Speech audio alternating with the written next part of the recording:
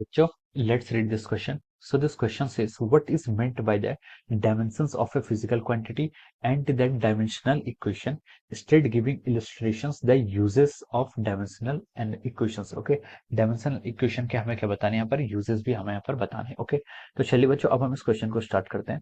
तो देखिए बच्चों, इस क्वेश्चन का की कॉन्सेप्ट आप क्या लिख सकते हैं? The key concept of this question, इस क्वेश्चन का की कॉन्सेप्ट लिख सकते हैं. हमसे क्वेश्चन में पूछा गया कि what is meant by dimension of a physical quantity. Okay, तो की concept of this question is our dimension analysis. Okay, dimension analysis is the key concept of this question. Okay, ये क्या हो जाएगा, इस क्वेश्चन का आपका की कॉन्सेप्ट हो जाएगा. ओके, तो चलिए अब हम इस क्वेश्चन को आगे फर्दर स्टार्ट करते हैं.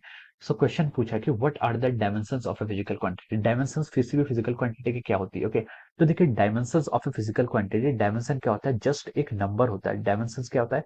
जस्ट ए नंबर्स होता है, या फिर क्या होता है आपका पावर्स होता है. डायमेंशंस आर द नंबर्स और power which when raise to the, जब उसको हम रेज करते हैं फंडामेंटल यूनिट्स पर. फंडामेंटल यूनिट्स क्या होती है? Mass, length, time, luminous intensity, candela होता है जिसे हम केल्विन बोलते हैं, और आपका चार्ज के लिए हम आई के लिए करंट यूज करते हैं. ओके, सो ये जो आपकी फंडामेंटल यूनिट्स होती हैं, कोई भी आपका फॉर्मूला, ओके, कोई भी आपके फिजिकल क्वांटिटी आपके फंडामेंटल यूनिट्स पर कैसे डिपेंडेंसी है, उनकी जो डिपेंडेंसी है, यानी कि जो पावर्स हैं, नंबर्स हैं, उस डिपेंडेंसी यानी कि पावर्स और नंबर्स को हम क्या बोलते हैं? Dimensions of a physical quantity बोलते हैं. ओके, तो डायमेंशन की डेफिनेशन लिख सकते हैं आप, powers or numbers which raised to the, powers और number which raised to the fundamental units, powers or number which raised to the fundamental units, powers or number which raised to the fundamental units. Okay, uh, to get the expression of physical quantity, to get the expression of a physical quantity, of a physical quantity, हम इसको ऐसे यहाँ पर लिख सकते हैं. Okay, to get the expression of a physical quantity, this is called our word dimensions. ये क्या होती है? आपकी डायमेंशंस कहलाती है. ओके, अब देखिए हम उसको एग्जांपल से समझते हैं. डायमेंशन की डेफिनेशन क्या लिखी? पावर्स और number which raise to the fundamental units, fundamental units को हम रेज कर रहे हैं to get the expression of a physical quantity, किसी फिजिकल क्वांटिटी का एक्सप्रेशन लेने के लिए. ओके, देखिए जैसे मैं एग्जांपल लेता हूँ, आपका प्रेशर का एग्जांपल ले लेते हैं. ओके, प्रेशर आपकी एक फिजिकल क्वांटिटी. ओके, प्रेशर क्या होता है? देखिए प्रेशर का फॉर्मूला होता है आपका फोर्स बाय एरिया. फोर्स को कैसे डिफाइन करते हैं? फोर्स को हम डिफाइन करते हैं मास टाइम्स एक्सेलरेशन. मास क्या होता है? एम डायमेंशन होगी, एक्सेलरेशन की होगी आपकी L T minus two divided by area. Area की डायमेंशन क्या होती है? आपकी एल स्क्वायर. ये आपकी क्या होगी? डायमेंशन होगी एरिया की. ओके, अब देखिए इस पूरी डायमेंशन को हम एम ऐसा आएगा, एल की पावर माइनस टू पर आएगा तो माइनस वन हो जाएगा, टी की पावर माइनस टू. ओके, अब देखिए ये क्या है? This is the dimension formula. ये क्या आपके फिजिकल क्वांटिटी का आपका एक्सप्रेशन आ गया है. अब देखिए m की पावर 1 है, m की पावर 1 है, l की पावर माइनस 1 है, t की पावर माइनस 2 है. तो ये जो पावर्स हैं, ये जो पावर्स हैं या फिर ये नंबर्स हैं, इनको क्या कहते हैं? डायमेंशंस कहते हैं. डायमेंशंस कहते हैं, जैसे हम बता सकते हैं कि पावर आपका मास पर डिपेंड करता है बाई पावर ऑफ 1. ये 1 पावर से आप क्या करता है? मास पर डिपेंड करता है. तो हम बोल सकते हैं कि जो आपका प्रेशर है, प्रेशर की मास पर जो डायमेंशन है वो कितनी है? 1 है. लेंथ पर माइनस 1 है, टाइम पर कितनी है? माइनस 2 है. ओके, तो डायमेंशंस क्या होती है? किसी भी फिजिकल क्वांटिटी की क्या होती है? पावर या फिर नंबर्स होते हैं जिनको हम फंडामेंटल यूनिट्स मास, लेंथ, टाइम्स की एक्सप्रेशन में डिफाइन करते हैं, और हमें क्या मिलता है? फिजिकल क्वांटिटी मिल जाती है. ओके, जैसे हम इसको लिख सकते हैं, कोई भी आपके पास एक्सप्रेशन है, मान लीजिए एक्स कोई आपका फॉर्मूला है, इसकी हमें क्या बतानी है? डिपेंडेंसी बतानी है. तो देखिए आपको मास की पावर ए, लेंथ पर ये आपका बी, टाइम पर आपका सी. ओके, तो जो यहाँ पर आपके ये जो एबीसी यहाँ पर कांस्टेंट है, ये एबीसी कांस्टेंट क्या कहलाते हैं? दिस एबीसी कांस्टेंट क्या होंगे? ये नंबर्स होंगे, और यही नंबर्स क्या कहलाते हैं? इसके डायमेंशंस कहलाते हैं. ओके, तो कोई भी फिजिकल एक्सप्रेशन या फिर कोई भी फिजिकल क्वांटिटी को हम ऐसे फंडामेंटल यूनिट के टर्म में लिख सकते हैं. तो this is called our dimension of a physical quantity. Okay, अब हमसे सेकंड पार्ट में पूछा कि what is our dimensional equation. हमसे क्या पूछा? सेकंड पार्ट में पूछा कि डायमेंशनल इक्वेशन क्या होती है. ओके, तो we write down here what do we meant by our dimensional equation. Dimensional equation का क्या मतलब होता है, अब हमें यहाँ पर ये बताना है. ओके, तो देखिए डायमेंशनल इक्वेशन क्या होती है. अभी हमने बताया कि जो आपकी कोई भी फिजिकल क्वांटिटी होती है, वो क्या करती है? आपकी फंडामेंटल यूनिट्स पर क्या करती है? डिपेंड करती है. किस पर डिपेंड करती है? आपकी फंडामेंटल यूनिट्स मास, लेंथ, टाइम पर क्या करती है? डिपेंड करती है. तो डायमेंशनल इक्वेशन ये होता है. डायमेंशनल इक्वेशन क्या होती है? किसी भी फिजिकल क्वांटिटी की डायमेंशनल इक्वेशन क्या होती है? उसका डायमेंशनल फॉर्मूला की क्या होती है? इक्वल होती है. ओके, तो जैसे मैं यहाँ पर बता देता हूँ, डिपेंडेंसी के लिए यहाँ पर एक एग्जाम्पल लेके इसको समझाते हैं. ओके, जैसे मैंने बोला कि आपकी वेलोसिटी है, वेलोसिटी आपकी कैसे डिपेंड करती है? वेलोसिटी होता है आपका एल टी माइनस वन. तो देखिए मास पर डिपेंडेंसी कितनी है? 0 है. एल पर डिपेंडेंसी 1 है. टाइम पर डिपेंडेंसी कितनी है? माइनस 1 है. ओके, तो ये हम बोलेंगे this is called the dimensional equation of the velocity.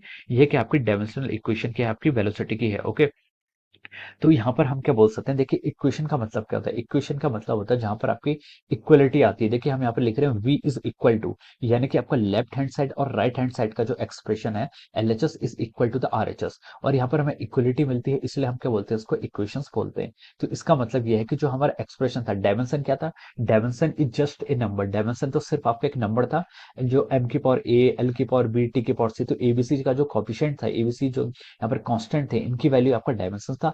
और जो एक्सप्रेशन आपको ये बताता है कि उनकी डिपेंडेंसी कैसे है, ये आपका कंप्लीट एक्सप्रेशन बता रहा है, ये आपकी इक्वेशन है, इक्वेशंस मतलब आपको इक्वलिटी बताता है। तो इस एक्सप्रेशन या फिर इस इक्वेशन को हम क्या कहते हैं, डायमेंशनल इक्वेशन कहते हैं।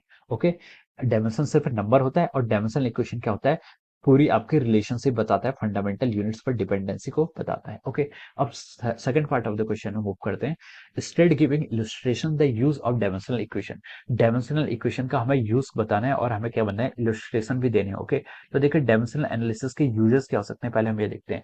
डायमेंशनल एनालिसिस के यूजेस देखिए आप क्या लिख सकते हैं। डायमेंशनल एनालिसिस का सबसे पहला यूज तो ये होता है कि it gives us the correctness of a formula, किसी भी फॉर्मूला की करेक्टनेस को चेक करने के हमारे यूज आता है। ओके, जैसे अगर मैं बोलता हूँ कोई एक्सप्रेशन मैंने यहाँ पर डिराइव किया है, जैसे मैंने कोई एक्सप्रेशन डिराइव किया, x is equal to Y plus Z something, कुछ भी हो सकता है। ओके, तो देखो ये हमें करेक्टनेस ऐसे बताता है कि जो डायमेंशन आपकी x की होगी वही डायमेंशन आपकी y की होगी, और जो डायमेंशन आपकी y की होगी वही डायमेंशन आपकी z की होगी। ओके, तो इससे हमें क्या बताता है, करेक्टनेस पता चलती है। देखिए हमें पता है कि from the principle of homogeneity कि only those quantity can be added whose dimension should be same, उनकी डायमेंशंस भी सेम होनी चाहिए, but this is a sufficient condition, ये एक सफिशिएंट कंडीशन है, it is not a necessary condition. Okay, sufficient condition क्या है, उनकी डायमेंशन इक्वल होनी चाहिए। नेसेसरी कंडीशन क्या है, उनकी उनकी यूनिट्स भी क्या होनी चाहिए, सेम होनी चाहिए, तब हम बोलेंगे कि वो क्वांटिटी आपकी क्या है, यूनिट्स, यानी कि उनका जो फिजिकल क्वांटिटी है, फिजिकल क्वांटिटी का टाइप भी आपका सेम होना चाहिए, तभी कोई क्वांटिटी आपस में क्या हो सकती है, ऐड हो सकती है या फिर सब्ट्रैक्ट हो सकती है। ठीक है, एडिशन और सब्ट्रैक्शन आपके दो ऐसे ऑपरेशन होते हैं जहां पर हम प्रिंसिपल ऑफ होमोजेनिटी को यहाँ पर यूज करेंगे। ओके, यानी कि जो क्वांटिटी हम आपस में ऐड कर रहे हैं, जैसे कि हम बोल सकते हैं कि जैसे हमारे पास लेंथ की डायमेंशन क्या होती है, आपकी 2 मीटर होती है। ओके, और आपकी मास, मान लीजिए किसी ऑब्जेक्ट का मास आपका 3 kg है, तो देखिए हम मास और लेंथ इन दो क्वांटिटीज को आपस में ऐड नहीं कर सकते। क्यों ऐड नहीं कर सकते, देखिए नंबर तो न्यूमेरिकल फैक्टर 2 और 3 ये तो आपस में ऐड हो सकते हैं, लेकिन देखिए जो इनकी डायमेंशन है, कोई भी फिजिकल क्वांटिटी में क्या होता है, न्यूमेरिकल वैल्यू और यूनिट्स होता है। तो इसकी यूनिट्स क्या है, मास की, इसकी मीटर की यूनिट है, यानी कि इसकी यूनिट लेंथ की है, इसकी यूनिट किसकी, केजी की, इसकी यूनिट किसकी, मास की है। तो हम बोल सकते हैं कि लेंथ और मास जो इन दोनों की यूनिट्स है, ये क्या है, डिफरेंट है। अगर ये डिफरेंट यूनिट्स है तो हम इनको आपस में ऐड नहीं कर सकते। ओके, तो यही हमें डायमेंशनल फॉर्मूला का यूजेस है। ये क्या बताता है, हमें करेक्टनेस बताता है। ओके, तो बाय यूजिंग डायमेंशन एनालिसिस हमने ये बता दिया कि इसकी यूनिट लेंथ की, इसकी यूनिट मास की, तो दिस क्वांटिटी कैन नॉट बी एडेड। ओके, इन क्वांटिटी को हम आपस में ऐड नहीं कर सकते, या फिर हम इन दोनों की इक्वलिटी भी होल्ड नहीं कर सकते। Okay, so this is the first uses of our dimensional analysis. This gives us the correctness of a formula. ये क्या देता है हमें, फॉर्मूले की क्या बताता है, करेक्टनेस बताता है। ओके, इसको, हाँ इसको ऐसा समझ सकते हैं। ओके, जैसे हमने एग्जांपल दिया, और हम एक और इलस्ट्रेशन इसके ऊपर ले लेते हैं। देखिए इसके ऊपर हम क्या इलस्ट्रेशन ले सकते हैं, अगर मैं आपको कोई एग्जांपल दूं, जैसे मैंने आपका एनर्जी का एग्जांपल दिया। Okay, let's take the example of our energy. आपकी एनर्जी क्या होती है, देखिए half M V square, this is our kinetic energy, ये आपकी काइनेटिक एनर्जी है, और एम जी एच ये भी क्या आपकी पोटेंशियल एनर्जी। ओके, तो दोनों क्या है, आपकी एनर्जी है, M half M V square, this is a kinetic energy, this is a potential energy. Dimension unit क्या है, दोनों की सेम है, एनर्जी जूल जूल्स। तो हम बोल सकते हैं कि ये दो क्वांटिटी आपस में सेम है।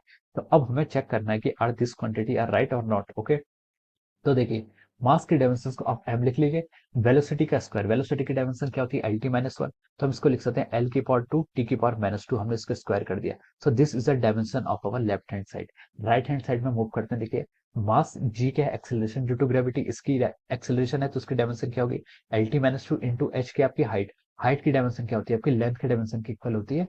तो हम इसको लिख सकते हैं कि ये आपका एम एल टी टी -2, इसकी डायमेंशन आपकी ये आ रही है। ओके, तो देखिए लेफ्ट हैंड साइड और राइट हैंड साइड दोनों की डायमेंशन क्या आ रही है, आपकी इक्वल आ रही है। तो हम बोल सकते हैं कि ये फॉर्मूला डायमेंशनली तो क्या है, आपका करेक्ट है, this formula is correct dimensionally, ये आपका डायमेंशनली करेक्ट है। But again remember this is a sufficient condition, sorry this is a sufficient condition but not a sorry this is a necessary condition not a sufficient condition. ये क्या आपकी necessary condition है, sufficient condition नहीं है, क्योंकि कुछ term हमारी ऐसे होती है जहां पर आपकी डायमेंशन क्या होती है, सेम हो जाती है। ठीक है, तो हम उन टर्म्स को भी आपस में ऐड नहीं कर सकते। ओके, तो ये आपकी क्या नेसेसरी कंडीशन है, लेकिन सफिशिएंट कंडीशन ओके नहीं है। ओके, तो एक यूजेस तो गया इसका, ये हमें करेक्टनेस ऑफ फॉर्मूला बताती है, और दूसरा यूजेस हम क्या लिख सकते हैं इसके, डायमेंशन एनालिसिस का आप दूसरा यूजेस लिख सकते हैं कि आपको यूनिट कन्वर्जन में हेल्पफुल होती है। किसमें हेल्पफुल होती है?